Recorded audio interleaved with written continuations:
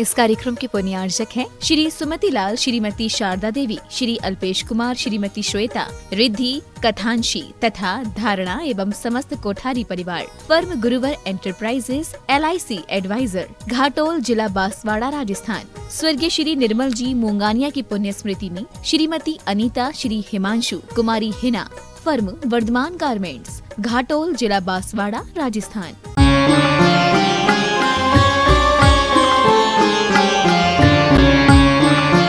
या अन्य चारों अनुयोगों के ग्रंथों में से कुछ विशेष बिंदु की चर्चा चल रही थी।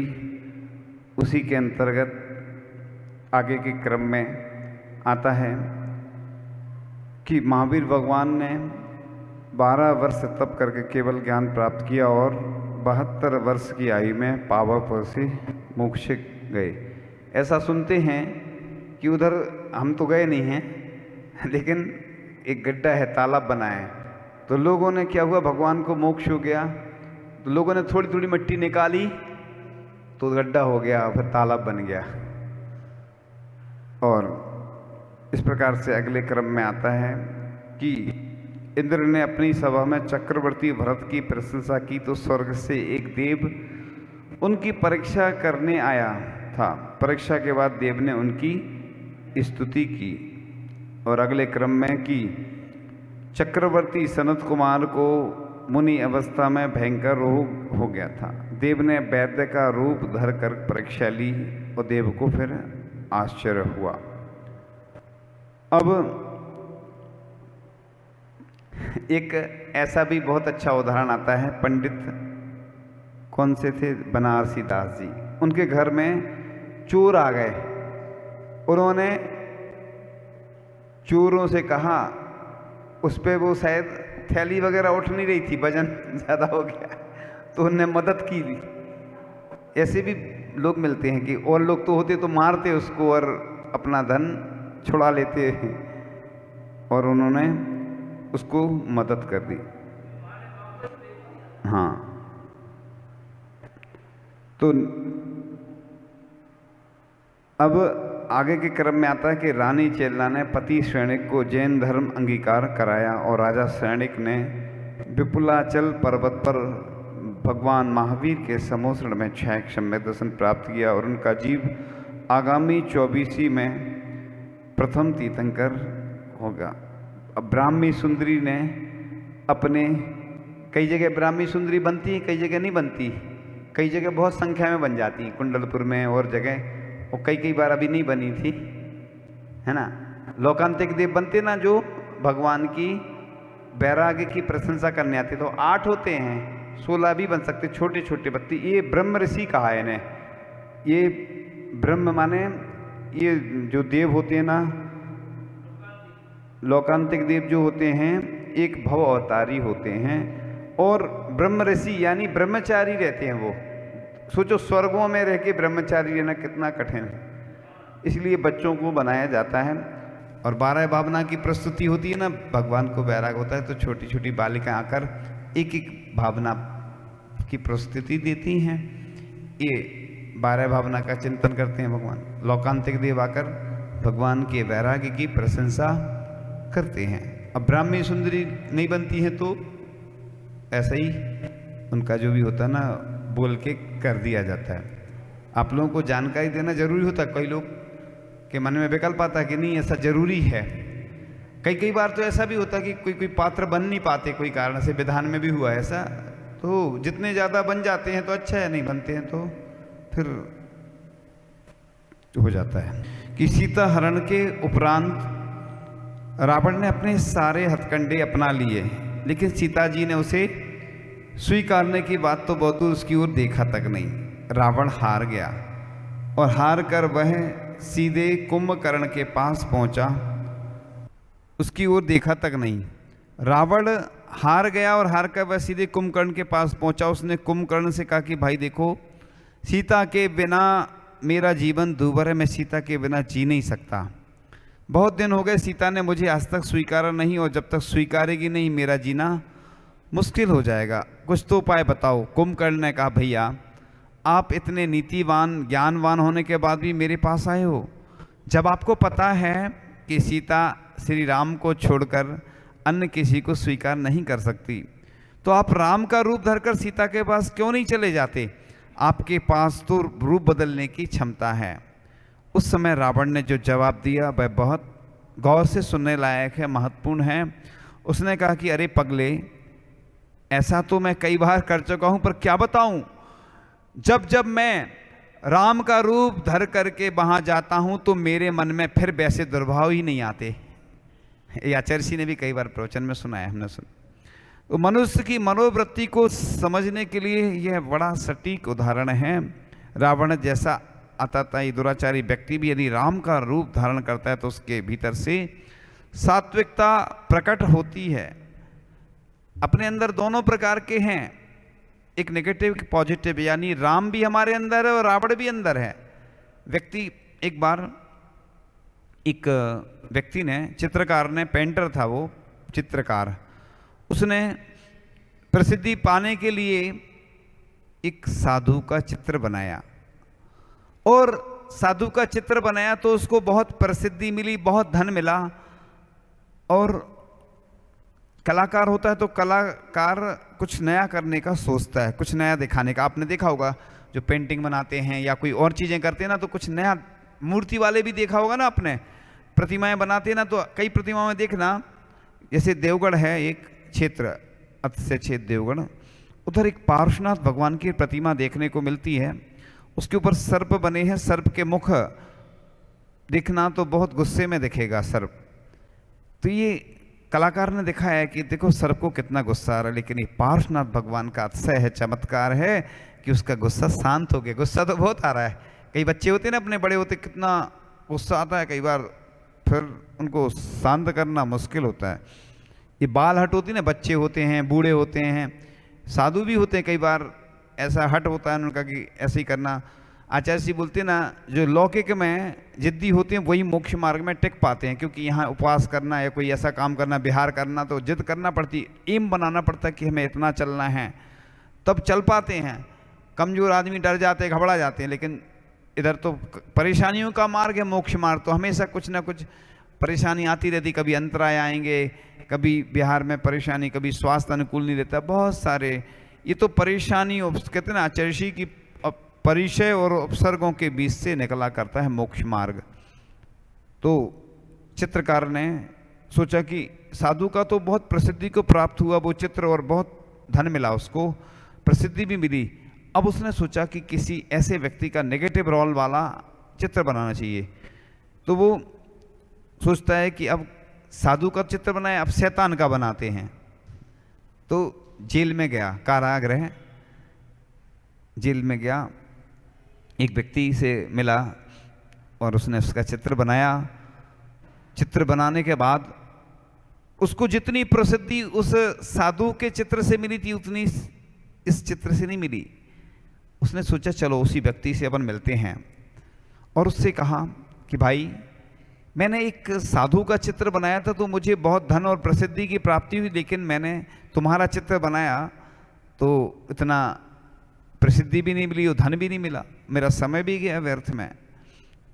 साधु जो था, क्या बोलते हैं, शैतान जो था, और शैतान ने कहा भाई मैं ही पहले वो व्यक्ति था जिसका तुमने चित्र बनाया था, पहले मैं साधु था और मेरे पाप कर्म का ऐसा उदय आया कि मेरे अंदर शैतान पैदा हो गया। अब सोचो वही व्यक्ति एक साधु था, उसी का चित्र कितना प्रसिद्धि को प्राप्त हुआ, और वही व्यक्ति जब शैतान बन गया तो जेल में आ गया, और उसी का चित्र था वो। हमारे अंदर नेगेटिव और पॉजिटिव दोनों तरह के होते हैं। जैसे लाइट जलती है ना, दोनों तरह से दो होते हैं ना, एक नेगेटिव एक पॉजिटिव। ऐसे ही हमारे अंदर राम भी पैदा हो सकते हैं और हमारे अंदर रावण भी पैदा हो सकते हैं। हमारे अंदर दोनों शक्तियाँ काम करती हैं। हम अपने आप को राम बनाना चाहते हैं, आत्म राम से साक्षात्कार कराना चाहते हो तो हम राम भी बन सकते हैं, और हम ऐसे खोटे काम करते हैं, अपने व्यक्तित्व को गिरा देते हैं, बुरे काम करते हैं, तो रावण भी हमारे अंदर ही है। दोनों शक्तियां हैं। अब हम अपने व्यक्तित्व को जैसा निखारना चाहें वैसा निखार सकते हैं। तो इस प्रकार से आगे के क्रम में बहुत अच्छा एक और प्रसंग आने वाला है कि रावण मरणासन्न था और रामचंद्र जी ने लक्ष्मण से कहा कि लक्ष्मण, रावण बहुत बड़ा नीतिज्ञ रहा है, जाओ उससे तुम कुछ ग्रहण करो, कुछ नीतियां सीख लो। लक्ष्मण जी एकदम बौखला गए, गुस्सा जल्दी आ जाती थी ना उनको, जल्दी आ जाती थी। कोई कोई रहता है ना एकदम से, तो फिर थोड़ा सा शांत करना पड़ता है। अब लक्ष्मण जी एकदम बौखला गए, भैया आप क्या क्या क्या कह रहे हो? उस अभिमानी रावण के पास कोई गुण होगा जो मैं उसे लेने जाऊं? रामचंद्र जी ने समझाया, लक्ष्मण अब वह अभिमानी नहीं है और अब वह हमारा शत्रु भी नहीं है। पहले जब तक नहीं मारा, आप देखते किसी के बैठने जाते हैं ना अपन, कोई से पटरी भी नहीं खा रही है, अपने संबंध भी नहीं, भैया अच्छे में जाओ चाहे नहीं, बुरे में बैठने जाते हैं। व्यवहार कुशलता रहती है, पड़ोस में कोई है या कोई मित्र भी है, मान लो उससे अच्छी रिश्तेदारी में भी हो जाता कई बार।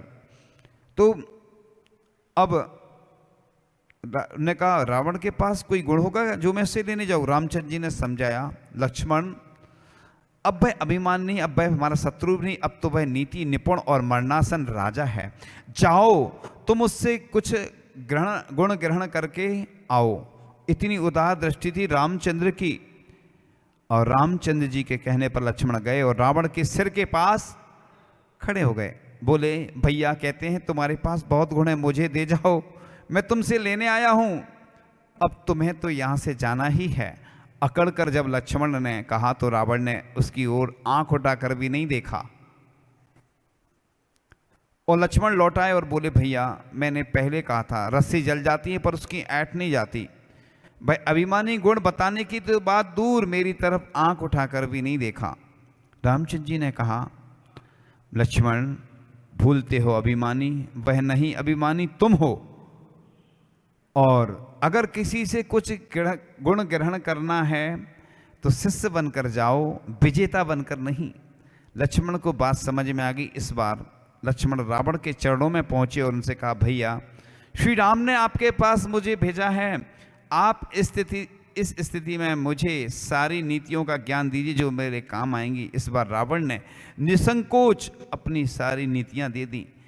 अब बताओ, आज लोग आते हैं ना तो कुछ चाहिए है या कुछ करना है हासिल तो फास्ट चाहते हैं, बिल्कुल तुरंत। अब तो क्या ऑनलाइन में ले लेगा ना, सब कुछ ऑनलाइन होने लगा। सामान खरीदना हो तो और कुछ ज्ञान खरीदना हो तो सब मिल जाता ऑनलाइन। इसलिए लोगों को महत्व लोगों का खत्म हो गया है कि भैया।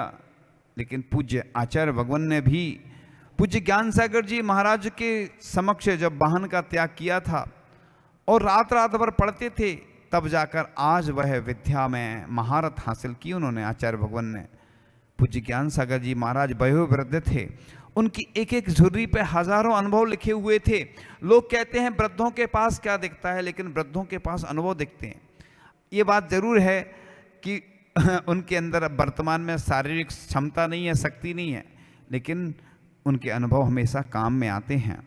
इसलिए आज के युवा जो रहते हैं ना, वो भले ही होशियार होते हैं, देखने में मास्टर माइंड होते हैं, कंप्यूटराइज सब कुछ काम कर लेते हैं, लेकिन जो बुजुर्ग होते हैं उनके पास अनुभव होते हैं। वो आपने वैद्य देखे होंगे, कोई बूढ़े वो वैद्य आते हैं ना तो वो हाथ कपता रहता है उनका, लेकिन अनुभव तो उनके पास रहते हैं। तो इस प्रकार से पूज्य ज्ञान सागर जी महाराज चौगनी उम्र के थे और पूज्य विद्यासागर जी महाराज से चौगनी उम्र के थे, लेकिन उन्होंने उनसे ही सब कुछ सीखा और आज भी वह उनके गुणों का वर्णन करते हुए थकते नहीं हैं, गुणगान अपने गुरु का करते रहते हैं। तो इस प्रकार से बहुत सारे ऐसे प्रसंग जो आपको सुनाए हैं। इसी प्रकार से एक प्रसंग और आता है आपके सामने कि अग्नि परीक्षा में खरी उतर जाने के बाद श्री राम की आज्ञा से कृतांतवक्र जब सीता को वन में छोड़ रहा था, उस समय सीता ने अपनी ओर से कोई प्रतिक्रिया नहीं की। उसने केवल इतना ही कहा कि मेरी ओर से प्रभु श्री राम से कहना, जिस तरह से लोकलाज से प्रेरित होकर उन्होंने मुझे छोड़ दिया, उस तरह धर्म को ना छोड़ देना। और अन्य रामायण के अनुसार जब लक्ष्मण सीता को वन में छोड़ रहे थे उस समय सीता ने लक्ष्मण से कहा, जाओ मेरी ओर से प्रभु से यह कहना, मैं प्रसूति से छुटकारा पाते ही सूर्यबिंब की तरह एक टक दृष्टि लगाकर ऐसा घोर तप करूंगी कि जिससे अगले जन्म में भी तुम्हें ही पति के रूप में प्राप्त कर सकूं। इस जन्म की भांति फिर कभी मेरा तुमसे वियोग ना हो। सीता का यह दृढ़ संकल्प भारतीय नारी के पति प्रेमशील और सौजन्य का सर्वोत्तम उदाहरण है। तो इस प्रकार से देखो, छोटे छोटे उदाहरण अपन को ये प्रेरणा देते हैं, शिक्षा देते हैं कि अपने जीवन में हमें कैसे अपने अंदर ऐसे आचरण को लाना है कि जिससे हमारा जीवन तो अच्छा बने और लोगों को भी प्रेरणादायी बनता है। इसी प्रसंग के अंदर एक प्रसंग और लेकर फिर विराम लेंगे कि राम और लक्ष्मण जिन्होंने अपनी पिता की प्रतिष्ठा में सब कुछ दांव पर लगा दिया, अपने पिता के प्रण को पूरा करने के लिए जिन्होंने वनवास भी स्वीकार कर लिया, उनसे कहा नहीं गया अपितु उन्होंने वनवास स्वीकार कर लिया। इसलिए स्वीकार लिया कि वनवास जाए बिना भरत गद्दी पर नहीं बैठेगा और भरत राजा नहीं बनता तो पिता का प्रण अधूरा रहेगा। पुत्र का तो यही कर्तव्य है कि अपने पिता के प्रण और प्रतिष्ठा को कायम रखे। इसलिए वह अपने आप वनवास की ओर चले गए। तो वाल्मीकि रामायण में कहा है कि जब श्री राम से पूछा गया कि आप वनवास क्यों स्वीकार कर रहे हैं, तो रामचंद्र जी कहते, तुम वनवास की बात करते हो मैं तो अपने पिता की आज्ञा के पालने के लिए अग्नि में कूदने को तैयार हूँ, विष के भक्षण को तैयार हूँ और समुद्र में छलांग लगाने में मुझे कोई संकोच नहीं यदि मेरे पिता का प्रण पूरा होता है। देखो, पहले सब कुछ, और आज थोड़ी सी संपत्ति या पद के लिए आदमी क्या क्या नहीं करता है, सब कुछ। लेकिन पहले के लोग नीति निपुण होते थे और सब कुछ छोड़ देते थे।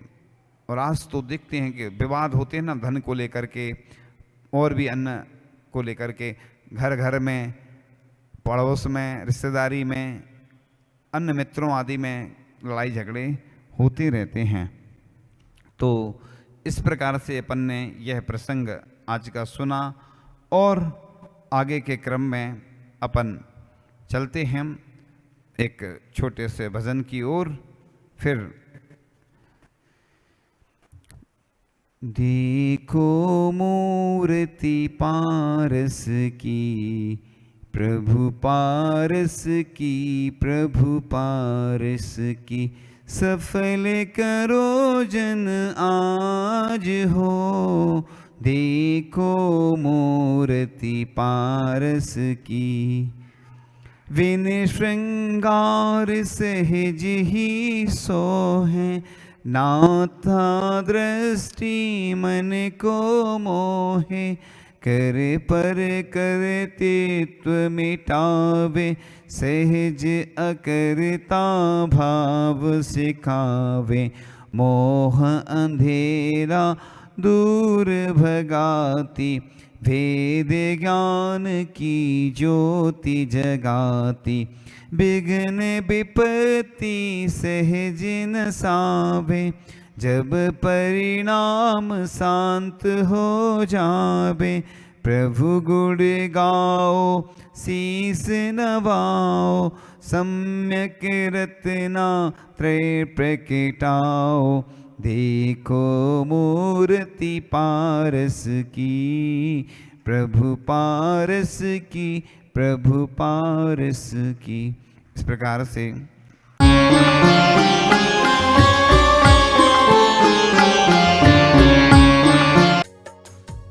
इस कार्यक्रम के पुण्यार्चक थे श्री सुमति लाल, श्रीमती शारदा देवी, श्री अल्पेश कुमार, श्रीमती श्वेता, रिद्धि, कथांशी तथा धारणा एवं समस्त कोठारी परिवार। फर्म गुरुवर एंटरप्राइजेस, LIC एडवाइजर, घाटोल, जिला बांसवाड़ा, राजस्थान। स्वर्गीय श्री निर्मल जी मूंगानिया की पुण्य स्मृति में श्रीमती अनीता, श्री हिमांशु, कुमारी हिना। फर्म वर्धमान गारमेंट्स, घाटोल, जिला बांसवाड़ा, राजस्थान।